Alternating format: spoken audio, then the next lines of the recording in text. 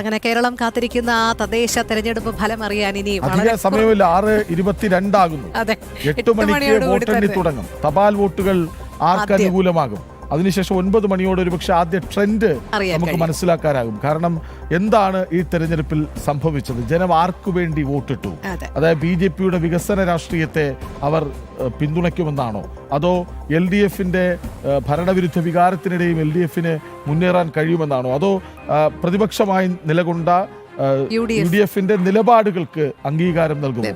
ഒന്നും അറിയാൻ പറ്റാത്ത അവസ്ഥയാണ്. ഇപ്പൊ തിരുവനന്തപുരത്തൊക്കെ ഒരു തൂക്ക് സഭ, അതായത് ഭരണം വരാനുള്ള സാധ്യത പോലും തള്ളിക്കളയാനാവില്ല എന്നൊക്കെയാണ് കേൾക്കുന്നത്. ഏതായാലും സജീവമാകുന്നത് മൂന്നാമത്തെ മുന്നണിയുടെ പ്രതീക്ഷകളാണ്, അതായത് NDA. കാരണം അവർക്ക് എത്രത്തോളം മുന്നേറാനാകുമോ അത്രത്തോളം പിന്നോട്ട് പോകേണ്ടി വരുന്നത് ഇടതും വലതുമാണ്, LDF UDFുമാണ് എന്നതാണ്. നമുക്ക് വിനീഷ് തിരുവനന്തപുരത്ത് നിന്ന് ഒപ്പം ചേരുന്നുണ്ട്. വിനീഷ്, നമുക്ക് BJPയുടെ പ്രതീക്ഷയിൽ തുടങ്ങാം. കാരണം ഭരിക്കുന്ന LDF നേരിട്ട പ്രതിസന്ധികൾ, UDFന്റെ പ്രചാരണ രംഗത്തെ ഏറെക്കുറെയുള്ളൊരു സജീവത, അതൊക്കെ നിലനിൽക്കുമ്പോഴും BJP എന്താണ് പ്രതീക്ഷിക്കുന്നത്?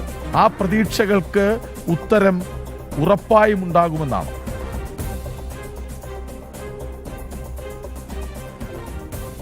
നിലവിലെ സാഹചര്യത്തിൽ BJP നേതൃത്വം വലിയ പ്രതീക്ഷയിൽ തന്നെയാണുള്ളത്. കാരണം വികസിത അനന്തപുരി എന്ന മുദ്രാവാക്യവുമായി തന്നെയാണ് BJPയുടെ ഒരു പ്രചരണം 101 വാർഡുകളിലും. തിരുവനന്തപുരത്തെ സംബന്ധിച്ചിടത്തോളം തിരുവനന്തപുരത്തെ ഹൃദയഭാഗത്ത് വലിയ സ്വാധീനം തന്നെയാണ് BJPക്കുള്ളത്. അത് ഒരു കാരണവശാലും തള്ളിക്കളയാൻ കഴിയാത്ത സാഹചര്യവുമാണ് നിൽക്കുന്നത്. നമുക്ക് നിയോജക മണ്ഡലങ്ങൾ കേന്ദ്രീകരിച്ച് പോലും പരിശോധിക്കുമ്പോൾ നേമം നിയോജക മണ്ഡലം, വട്ടിയൂർക്കാവ് നിയോജക മണ്ഡലം, തിരുവനന്തപുരം സെൻട്രൽ നിയോജക മണ്ഡലം, കഴക്കൂട്ടം നിയോജക മണ്ഡലം, ഒപ്പം തന്നെ കോവളം നിയോജക മണ്ഡലം, ഇങ്ങനെയുള്ള നിയോജക മണ്ഡലങ്ങളുടെ ഒരു ഏകീകരണമാണ് തിരുവനന്തപുരം കോർപ്പറേഷനിലെ 101 വാർഡുകൾ. ഈ വാർഡുകളിൽ എന്താണ് സംഭവിക്കുക എന്നത് ഏറ്റവും പ്രധാനപ്പെട്ട കാര്യമാണ്. BJP സംബന്ധിച്ചിടത്തോളം 35 ഇടങ്ങളിൽ ആദ്യഘട്ടത്തിൽ BJPയുടെ വിജയം 34ലേക്കൊക്കെ എത്തുന്ന ഒരു സാഹചര്യമൊക്കെ ഉണ്ട്. പക്ഷേ ഇതെല്ലാം മറികടന്ന് ഇത്തവണ വൻ ഭൂരിപക്ഷത്തിലേക്ക് എത്തും എന്ന് തന്നെയാണ് BJP നേതാക്കളുടെ പ്രതീക്ഷകൾ.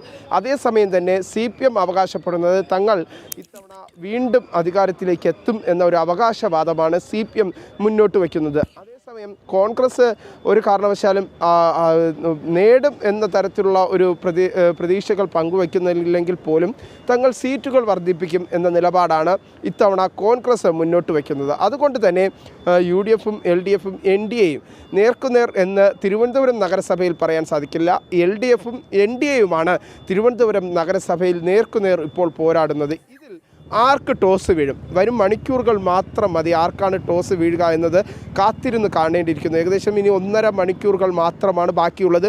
8 മണിയോടുകൂടി പോസ്റ്റൽ ബാലറ്റുകളുടെ വോട്ടെണ്ണൽ ആരംഭിക്കും. അതിനുശേഷം ഒരു 9:30-10 മണിയോടുകൂടി നമുക്ക് തിരുവനന്തപുരം നഗരസഭയുടെ ഒരു ട്രെൻഡ് എന്താണ് എന്ന് നമുക്ക് മനസ്സിലാക്കാൻ സാധിക്കും. അതോടൊപ്പം തന്നെ നമുക്ക് തിരുവനന്തപുരം റവന്യൂ ജില്ല പൂർണ്ണമായും പരിശോധിക്കുകയാണെങ്കിൽ മനസ്സിലാക്കാൻ സാധിക്കുന്നത് ഇത്തവണ NDAയുടെ ഒരു മുന്നേറ്റം റവന്യൂ ജില്ലാ കേന്ദ്രങ്ങളിൽ ഉണ്ടാകും എന്ന് തന്നെയാണ് BJP കണക്കാക്കുന്നത്. ഇൻ്റലിജൻസ് സംവിധാനങ്ങൾ സർക്കാരിന് പോലും നൽകിയിരിക്കുന്ന റിപ്പോർട്ടുകൾ നമുക്ക് തിരുവനന്തപുരം മുനിസിപ്പാലിറ്റിയിലെ നഗരസഭയ്ക്ക് പുറത്ത് തിരുവനന്തപുരം ജില്ലയിലെ മുഴുവൻ മുനിസിപ്പാലിറ്റികളുടെ ഒരു കണക്കുകൾ പരിശോധിക്കുകയാണെങ്കിൽ നമുക്ക് മനസ്സിലാക്കാൻ സാധിക്കുന്നത് വർക്കല മുനിസിപ്പാലിറ്റി BJP ഏറ്റവും കൂടുതൽ പ്രതീക്ഷ വയ്ക്കുന്ന ഒരു മുനിസിപ്പാലിറ്റിയാണ്. ഇത്തവണ ഭരണത്തിലേക്ക് എത്തുമെന്നാണ് വർക്കല മുനിസിപ്പാലിറ്റിയെ സംബന്ധിച്ചിടത്തോളം BJP പറയുന്നത്. പ്രത്യേകിച്ച് വർക്കലയിലെ കഴിഞ്ഞ വർഷത്തെ സീറ്റ് നിലകൾ പരിശോധിക്കുമ്പോൾ UDFന് 7, LDF 12, NDA 11, മറ്റുള്ളവർ 3. അങ്ങനെയായിരുന്നു വർക്കല മുനിസിപ്പാലിറ്റിയിലെ ഇപ്പോഴത്തെ ഒരു രാഷ്ട്രീയ സാഹചര്യം.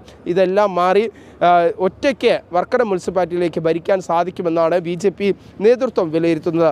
ഒപ്പം തന്നെ ആറ്റിങ്ങൽ മുനിസിപ്പാലിറ്റിയാണ് അടുത്തതായുള്ളത്. ഇതേ പ്രതീക്ഷ BJP അവിടെയും വച്ചു പുലർത്തുന്നുണ്ട്. കാരണം കഴിഞ്ഞ ലോകസഭാ ഇലക്ഷനിൽ ഈ ലോകസഭയിൽ 2 നിയോജക മണ്ഡലങ്ങൾ വർക്കലയും ഒപ്പം തന്നെ ആറ്റിങ്ങൽ നിയോജക മണ്ഡലത്തിലും BJP വലിയ കുതിപ്പാണ് കാഴ്ചവെച്ചത്. അതിന് സമാനമായ ഒരു കുതിപ്പ് ഇത്തവണ ഇവിടെയും ഉണ്ടാകും എന്ന് തന്നെയാണ് BJP നേതൃത്വം കണക്കാക്കുന്നത്. അതിൻ്റെ അടിസ്ഥാനത്തിൽ നമുക്ക് മനസ്സിലാക്കാൻ സാധിക്കുന്നത് ആറ്റിങ്ങൽ മുനിസിപ്പാലിറ്റി പരിശോധിക്കുമ്പോൾ UDF 6, LDF 18, NDA 7 എന്നിങ്ങനെയാണ് കണക്ക്. NDA അവിടെ വലിയ മുന്നേറ്റം നടത്തി ഇത്തവണ നഗരസഭയുടെ ഭരണം പിടിച്ചെടുക്കുമെന്ന ഒരു വലിയ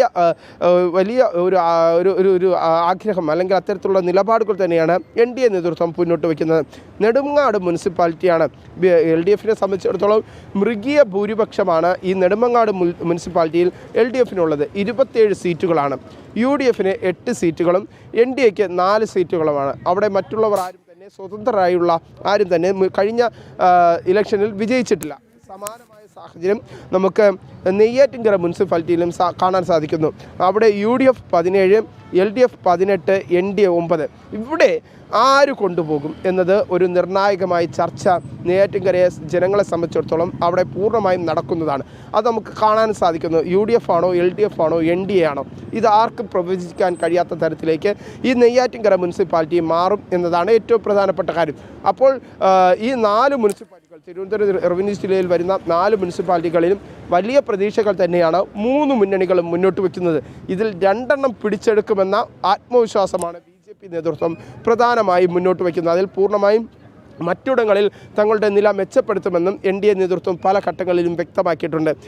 അത്തരത്തിലുള്ള ഒരു സമാനമായ സാഹചര്യമാണ് തിരുവനന്തപുരം നഗരത്തിൽ നിലനിൽക്കുന്നത്. കാരണം തിരുവനന്തപുരം നഗരത്തെ സംബന്ധിച്ചിടത്തോളം വലിയ പ്രതീക്ഷകൾക്കപ്പുറം ഇത്തവണ കോർപ്പറേഷൻ ഭരണം മാത്രമാണ് BJPയുടെ മുന്നിലുള്ള ലക്ഷ്യം. അതേസമയം തന്നെ LDFൻ്റെ വാദങ്ങൾ ഇത്തരത്തിലാണ്. തങ്ങൾ ഇത്തവണ 55 സീറ്റിലേക്ക് കടക്കും എന്ന നിലപാട് LDFൻ്റെ നേതാക്കൾ പറയുകയാണ്.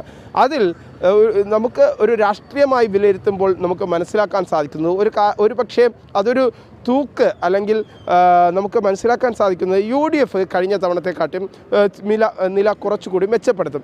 അതേസമയം തന്നെ BJP 34 നിന്ന് അല്ലെങ്കിൽ NDA 34 നിന്ന് 51 വരെ എത്തുമെന്ന് NDA